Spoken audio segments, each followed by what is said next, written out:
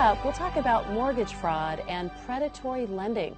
Unfortunately, not all those who claim they can help are competent or honest. There are those who prey on homeowners in difficult situations.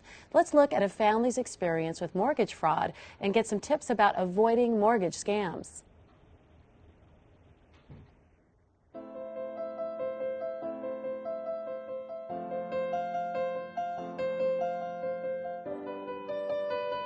The financial problem started when I was injured at work. There was no money coming in. I had to figure something out quick. We received our letter of default around Christmas time. There's nothing worse than having the fear that you're about to lose your home. The desperation that goes along with that is very intense for just anyone. We did go out to see if we could find some foreclosure prevention companies, but during the conversation and meeting with them, we found out that the first thing that they wanted up front from us was money before we even filled out the application. There's lots of companies that were offering the services and making a lot of promises to us that they could save our home.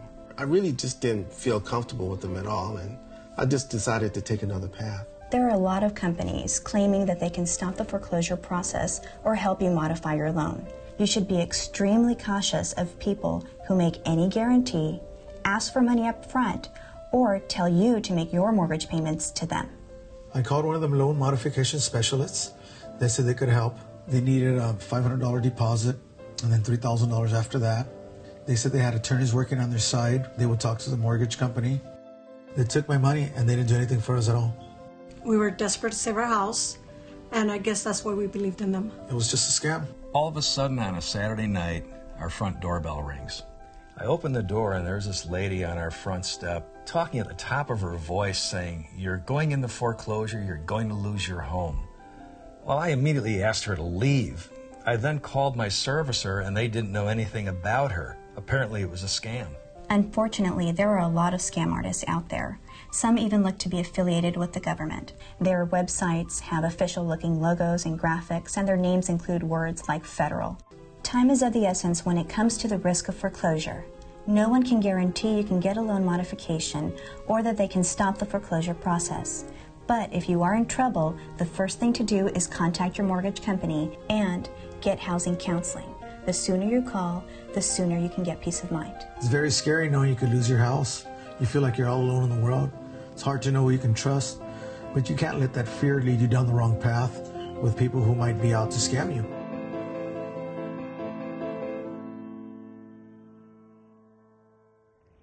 For this next segment, we're pleased to welcome Charmaine Wixom, a predatory lending specialist with Community Action Services. She's here to speak with us about frauds and scams in the housing and mortgage arenas. Keep in mind, housing specialists are available to take your questions about mortgages, foreclosure, or other housing issues. You can always call 1-800-298-5298 tonight for free and confidential help.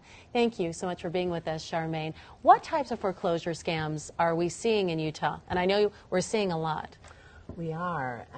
Actually, the biggest one we're probably seeing is the new letters that are coming out. All right, so we go to our mailbox, we open it up. What type of letters are you referring to? Well, they're looking like government letters, something that comes from the government.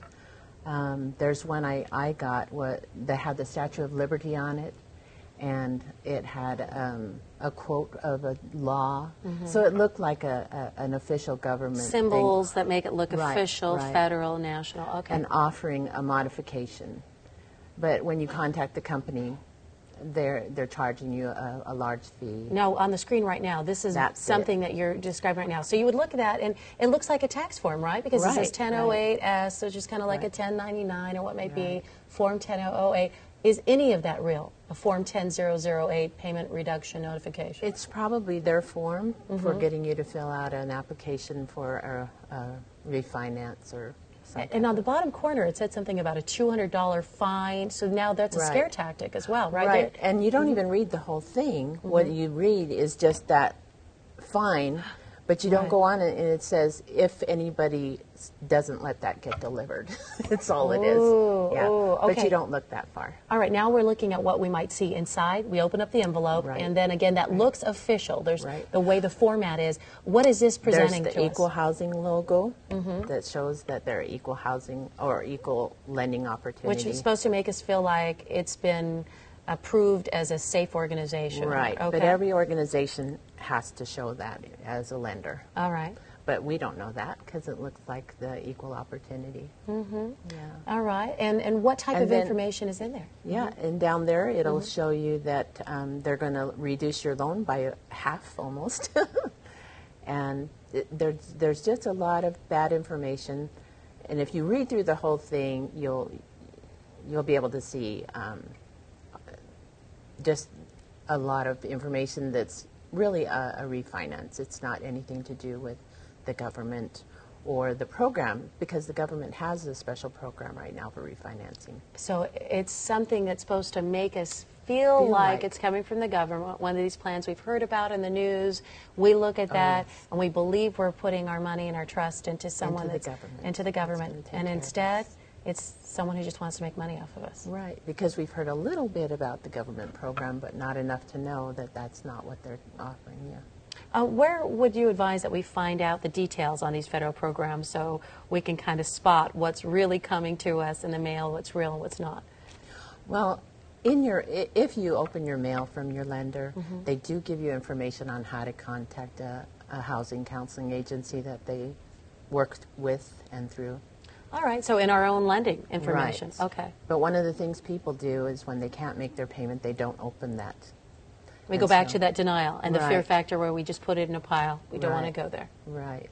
And right in the letter, lenders want to help you. They want to help because they don't want to lose their loan either. But if you don't communicate with them and you don't open that letter and know where to communicate with them, then you cut yourself off from the help that's actually available. Well, we are continuing to offer help tonight, and we've got someone on the line right now. It's Dan from St. George. Dan, you're on Economic Sense. What's your question tonight? Yeah, I received a foreclosure notice, and I contacted a counselor to help me. But they wanted $700 before they would do anything. I was just wondering, should I expect to pay a cost right up front? Aha, good question. I'm glad you called before you paid any money. Yes, I am too. It doesn't cost money to have a housing counselor, a legitimate housing counselor help you. There are people that put themselves out as counselors, and they may counsel you in something, Right. but not always to help you. And if they're asking you for a fee up front, that's kind of one of my red flags that I tell people. If they're asking for money up front, it may be because they have to get it up front because there's no other place for them to get it. All right, and one thing that I remember Kristen said is that you can get recommendations of housing lenders who will not charge you anything in your community by just calling 211 during the business hours. You said one of your red flags was what Dan was talking about. Somebody wanted an upfront fee of $700 for housing counseling. One flag. What are some of the other red flags that we need to watch for? Oh, I think we had a list of those.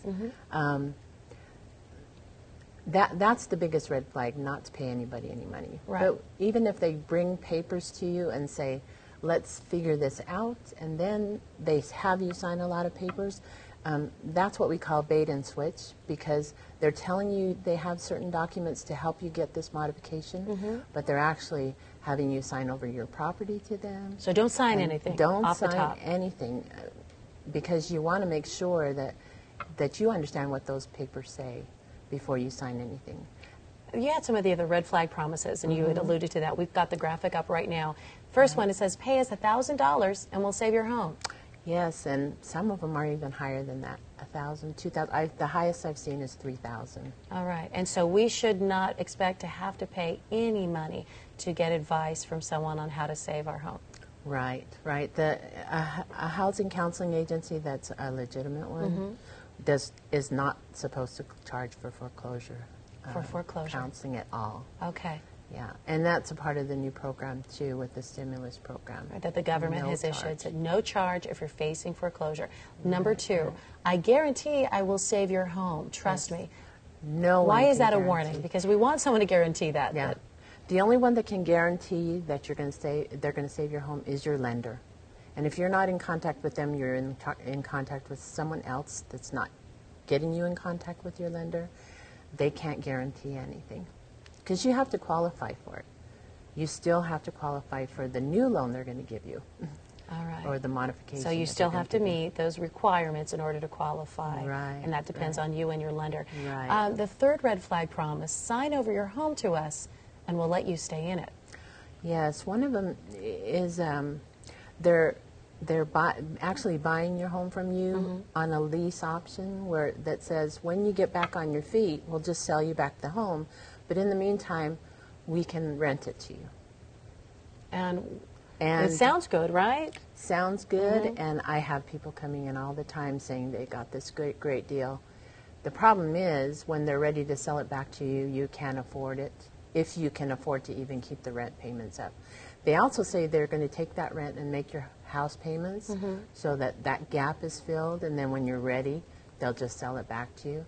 But they don't pay the payments. And So you're paying often- rent thinking that some of that is going towards Yes. your overdue mortgage payments. Right. And instead, it's just in default that much longer. Right, right. Okay. But they're collecting your mortgage payments. But that's frequent enough that you have people saying that. We do. We had someone come in because they were going to sell their home in 7 days in the foreclosure auction because they hadn't communicated with the lender and they hadn't been making the payments. Oh, and so you do not want to face that auction. No. Number 4, stop paying your mortgage. Why the red flag promise? Help me with that. Yeah, they tell you to stop paying your mortgage while they're doing the refinancing or the modification for you, or to make your payments to them. It just gets your payments behind. That's all it's doing. So until you are officially financing your home through someone else, Right. you still are responsible for making those Exactly. payments to your original lender. Your lender. And if you don't, you're going to go into foreclosure. With your mortgage payment, too, sometimes if you get a certain amount behind, and it's usually about 3 months, the lender will stop taking your payments. And what we say is, if you stop giving it to the lender, start putting it in a savings account. Because when they're willing to modify and help you get back on track, they're going to want some of that money back. And if you have it, you have more of a chance. If you, like I said with the $3,000, if you have $3,000, present it to your lender and he'll help you. He just wants to know what you're willing to do that. Right. So Or are again, you if gonna someone just says go for a fee that $3,000 will help save your house, rather than giving it to someone in a risk situation, you put that in somewhere in the bank, and then when it's time for you to renegotiate or modify, you've got $3,000 Yes. to start talking. The first with. thing the servicer is going to ask you is how much do you have up front to help? And if you have nothing, they're not as willing to work with you. The last, if your lender calls, don't talk to them. And I actually had a neighbor who lived 2 doors down, and it shocked me that she was advised that. She was considering taking her home that she was going to lose and giving it to someone else. And they said in that process, by the way, you're going to have a lot of people trying to collect from you. Just don't answer your phone. If you want to just, stop answering your phone throughout the day, get an answering machine, just ignore it. That, in some sense, she says, it relieved me from the responsibility, but it didn't relieve her truly from the responsibility. Right? Now, in actuality, it just avoids more time. But your lender is the only one that can help you, and so you really need to talk to them. One of the things that happens, though, is that we'll try and help people, and then they'll call and start bothering the lender. And each time you call the servicer, there's the servicer and there's the loss mitigation department. If you're calling the servicer, they're the collectors for the money. And so if you keep calling them, they're going to keep trying to get a payment from you, and it kind of messes up what you're doing in the modification.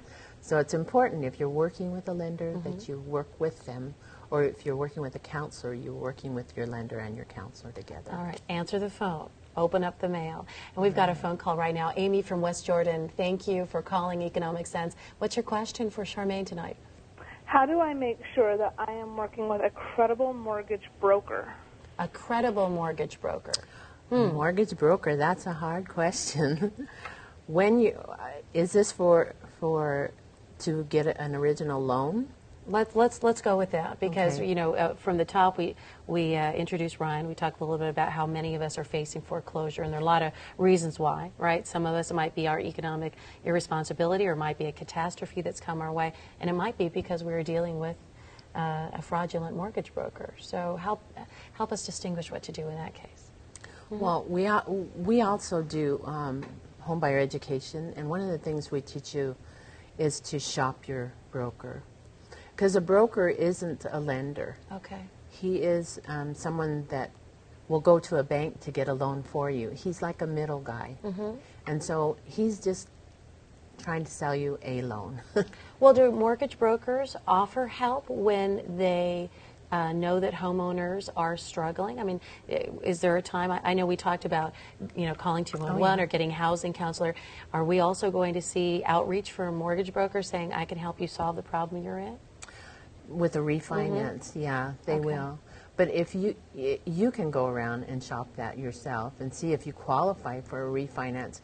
If you've gone to 5 or 6 or 7 lenders and you can't qualify because you have bad credit or no job or some reason, there's not a broker out there that's going to be able to get you a loan. But I love that. You said 6 or 7. So not You one need- or two. No. If you're desperate and you want to get a refinance, you will go and know when you can't do it. So you wear the soles of your shoes thin, Right. trying you have to to find be that. proactive in your whole situation. If you sit back and expect somebody to just help you and do it for you, it'll be hard for them to do. All right, and don't forget, we've got 211. We also have our toll-free number open Right. to you tonight, where we have housing counselors who are going to confidentially answer your questions. You can call them at 1-800-298-5298. We went through some red flags, just a handful, but there are more red flags that we need to watch out for to make sure that we are not victims of scams or predators that we refer to. And as we go, we're going to talk a little bit more about those red flags in just a minute, but the term predator, why do we use the term predator? Well, if you think about a predator out in the jungle, the person that they are after has no idea they're after them. Right, they're stalking in the night. They're stalking, so they're creeping up on you and kind of lulling you into security. So they see you there, they may even see you there, but you're not hurting them. It's a pounce. and because you're so vulnerable, you, like if you're going to lose your home and you have a family and you don't have a job, there's a lot of things going on all at one time. And so they lull you into kind of like that, you know. False sense of security, Right, or at right. least of deniability, and then pounce. Right. That's why when we're having financial struggles and we're worried about foreclosure, we start seeing more and more scams come our way, because these are the predators. Right. They're going to prey on our fears and our anxieties. Right. All right, so let's look at a few more of those red flags that help us spot those predators out there. Number 6 was, or is, your lender never had the legal authority to make a loan. Oh, I had Okay, they them. make that claim? Is that what? They do. They come in, they show me in their loan papers where this person has told them that this is not legal, this is not legal, and this is not legal, and we can actually get your whole mortgage wiped out. Boy, it could sound empowering, but Oh, you're yeah, saying yeah. it's a lie. It's a lie. It's a legal, binding contract. Contract law is probably the strongest law we have to protect people that enter into agreements with each other. So you entered into an agreement with your lender to make these payments, and they're sensitive to if you have a problem, and they're willing to work around that problem if there's any way possible. But if you don't get with them, they can't know what your problem is.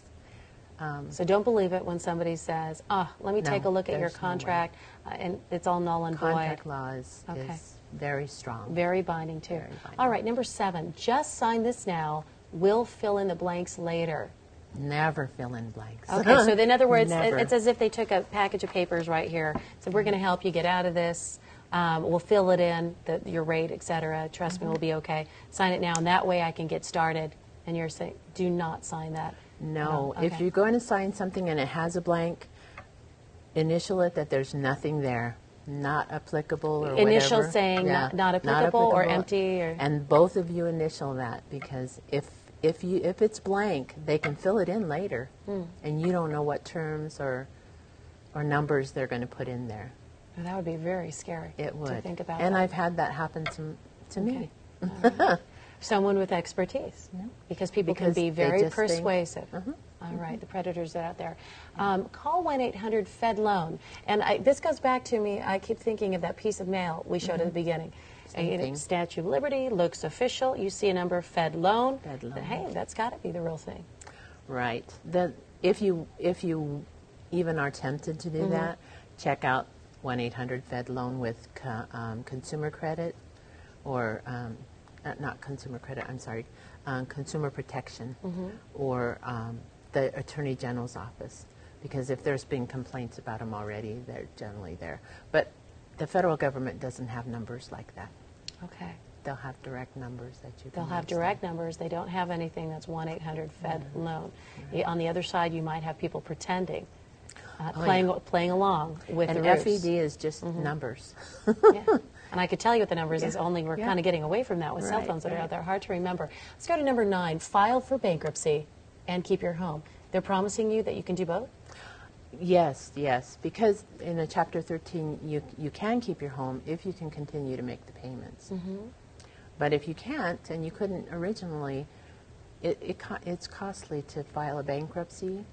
Also, in a bankruptcy, you're going to pay your regular payment plus all of the stuff that's behind is going to be in another payment that you have to make both of those payments. There's also an automatic stay that says as long as you make your payments, you're safe. But as soon as you can't make your payments, the automatic stay can be taken away and your house can be taken away. So let me clarify with that. So if I am in financial straits and just one of the factors is that I may lose my home, I'm in foreclosure proceedings, someone might advise me, go ahead and file for bankruptcy and keep your home. You'll be able to do that. And you're saying that bankruptcy in itself has financial responsibilities that are bigger than you realize, and be very careful trying to do both, trying to keep your home and handle bankruptcy at the same time. Is that right?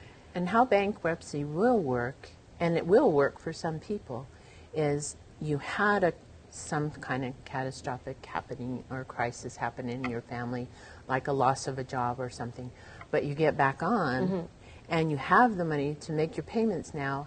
Under the protection of the court, you can get all your back payments paid.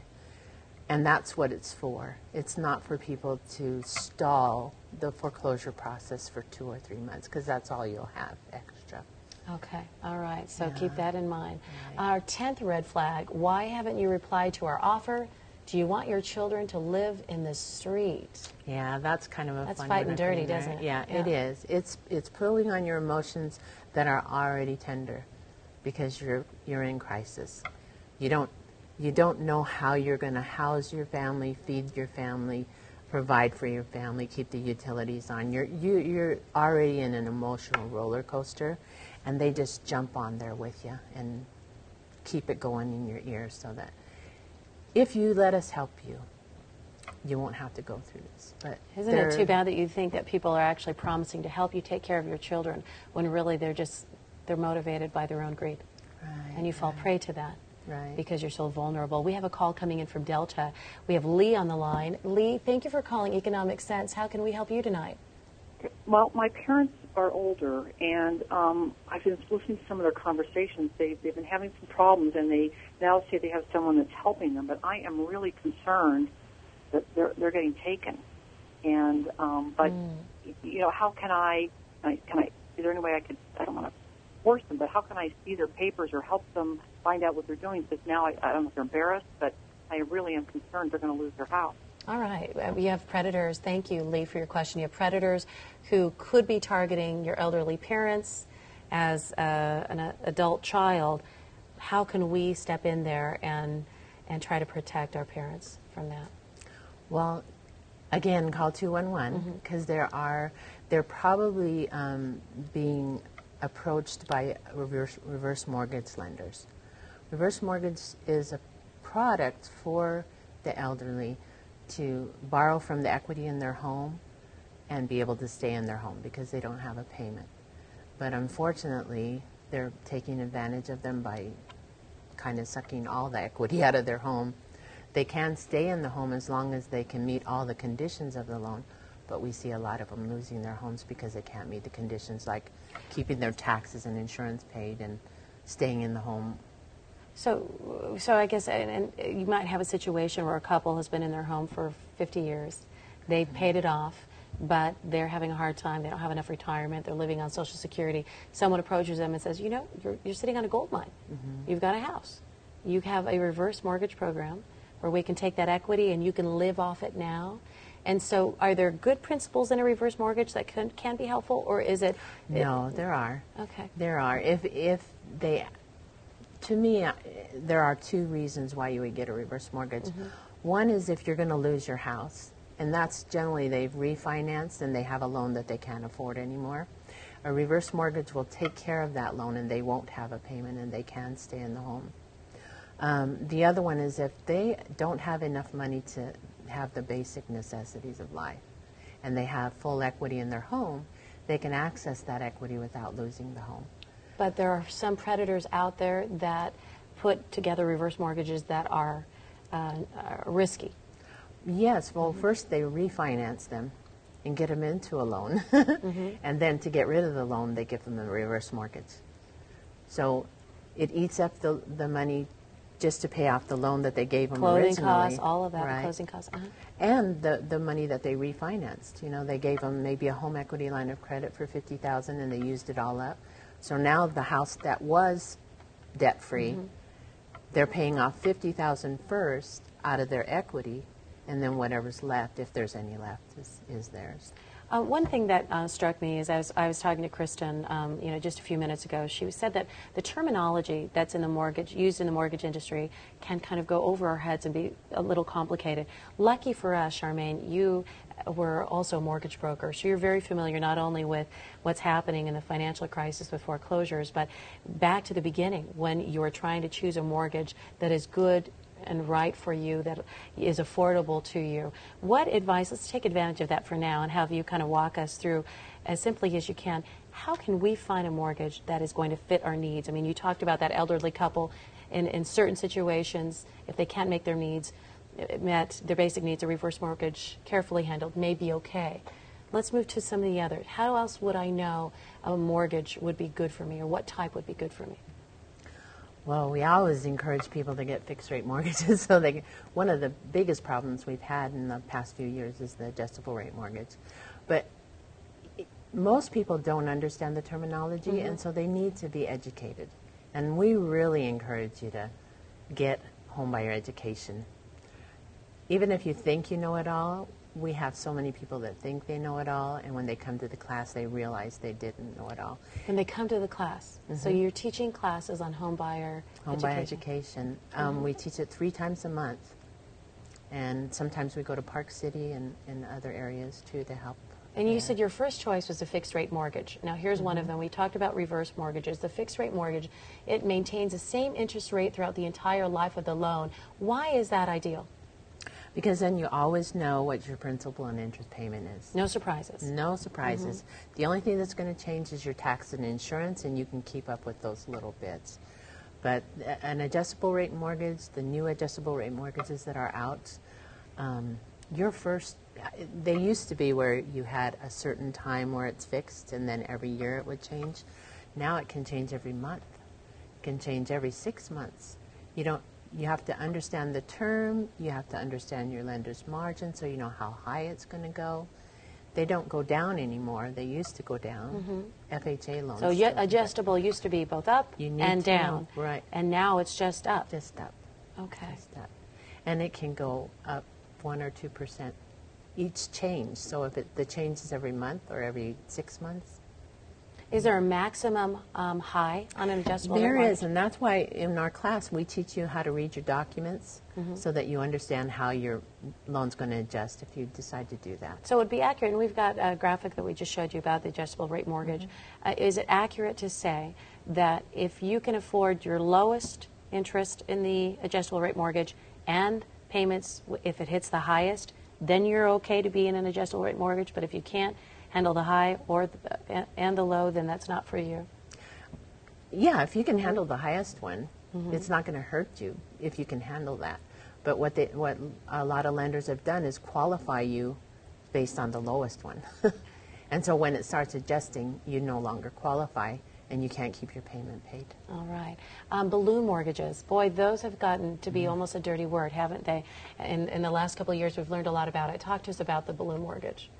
The balloon mortgage just means you're going to have your loan for a certain period of years, and at the end of that period, if it's 5 years or 7 years, then the remainder of your principal is due after that period. All right, where the adjustable rate is moving up either monthly or every 6 months, whatever is happening to that rate, the balloon is fixed, where for a period of time you just pay one payment and then boom, a big jump at the end. Right. Okay, at the end of that term. A big chunk, anything that's remaining. And if you have an adjustable or an option arm, you could owe more than you started out with. Oh, okay. Yeah. Other mortgages that are out there, there's a 7-1-year arm. What is that? It depends on the arm now. But generally that means for 7 years it's fixed, and then each year it's going to adjust. That's the traditional method. All right. You just need to know what the adjustment period is. Okay, and it could be 30, due in 7 mortgage? That's a balloon. Okay. That's a balloon. It's amortized for 30 years, but in 7 years the balloon hits you. All right. And that is actually for some people, because they plan, maybe they're going to school, and within 7 years they're going to have that good job, and then they can refinance or get another loan or even pay their loan off. All right, well, let's see what Susie needs from us. She's calling in from West Jordan. Susie, welcome to Economic Sense. How can we help you? I am already working with a company, and I've already paid the money, but they're not doing anything. And I don't know if there's anything. Can I still get help, or is there anything I can do? Uh-oh. You're shaking your head. That's the saddest cases I see, because one, they've taken all your time that you had to get a legitimate counselor that's going to help you, because there's that mortgage timeline that Ryan talked about, that the foreclosure timeline, and you have that amount of time. So if they used up 3 or 4 of your months already, you've only got a few months to go. So they've used your time, they've given you hope that they're going to help you, and they haven't done anything. They've taken your money, and also they've compromised your personal financial information, because they get your credit reports, your Social Security number is out there. Yeah. But as soon as you feel like it's not working for you, call the 211 number, get a legitimate counselor that's going to help you. And they can take whatever time they have and just go with it. We can help. We can still help. The only one I haven't been able to help is when their foreclosure sale was the next day when they came in. Wow. So if it's still a week away, there's still help. Yeah. Help that is out there. Okay. Even the trustee needs at least 24 hours to get there, unless you have cash in hand. Well, and you said that we have to have that idea of you have to have your priorities ready. You've got to get ready to do your work. But are you fairly confident that if a couple or an individual is ready and willing to fight the foreclosure, that they may be successful? Oh, yes. We see people come in all the time, and they've gone through all kinds of processes, and they're just almost done. And we can give them hope, because the lender wants to help you. But he has to know that you have the ability by knowing that you have income. We have a lot of people come to us with no income because they've lost their income. And the lender needs to know, what are you doing about that? You're in a crisis. Did you go on a crisis budget, or are you still nurturing that four-wheeler and the motorhome and the the bikes and everything? So they need to see that you see the situation clearly, that you need to make the changes. Yeah. Well, and it's always a good sign if they see that you've reached out for help and you're getting it through counselors like you, Charmaine. Thank you so much for joining us this evening on Economic Sense. We just appreciate so much your expertise. The housing crisis is real, and the effects can be devastating. But there is hope, as Charmaine said. So help is available in Utah right now. And remember, it's okay to ask. The key is to act quickly, ask for help, demonstrate a willingness to sacrifice and work to preserve the life and the home that you love. As we've emphasized all night, 211 Resource and Information is a helpline whose mission is to answer questions, provide assistance, and to offer guidance. 211 representatives provide a free and confidential service that directs callers to reputable public and private agencies that can ease financial worries. You know, you can also visit kbyutv.org/economic sense for links to many of the resources that we've talked about tonight.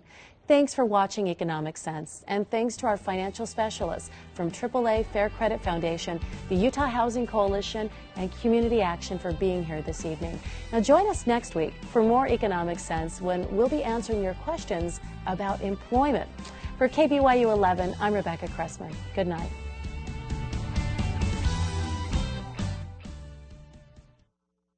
Economic Sense is made possible by contributing viewers of KBYU and by the Utah Housing Coalition, Community Action Services and Food Bank, and Utah State University Extension.